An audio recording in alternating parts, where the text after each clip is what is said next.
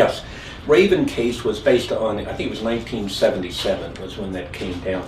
It was based on the right to privacy, and I'm a criminal defense lawyer myself, and I will tell you that I think there's probably not a criminal defense lawyer in the country that has not attempted at one time or another to raise the right to privacy as a defense in a case, because frequently in a minor drug possession case, there was no one else involved. Somebody's sitting home in their den smoking a joint, and the police have some excuse to come to the front door, and they smell the marijuana and they end up arresting the individual.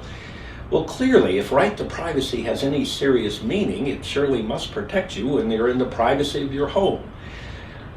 All 49 of the 50 states have rejected the right to privacy when it pertains to the use of marijuana and other currently illicit drugs, as has the federal government.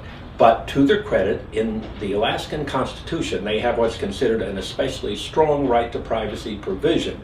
And in the Raven case, you actually had an attorney who got himself arrested with a small amount of marijuana in order to test the right to privacy provisions. And in Alaska, the state Supreme Court held that the right to privacy meant what it said. And over a period of years, there were a number of decisions which interpreted that.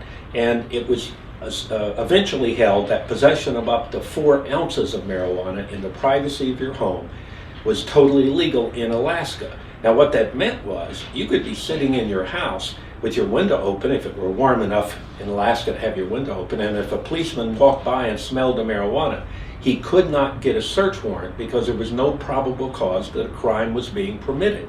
It was more likely that you were simply using or smoking a joint in the privacy of your home, and that's no longer illegal in Alaska. Now, when Governor Murkowski was governor of Alaska, he was a very conservative Republican a few years ago, and he spent 2 years and finally convinced the state legislature to attempt to overrule that privacy decision. He came in and argued that marijuana was more dangerous than we used to think it was, and so they finally passed a law that recriminalized small amounts of marijuana, even in the home. It didn't have a jail sentence, but it at least had a fine and made it clear that it would be illegal.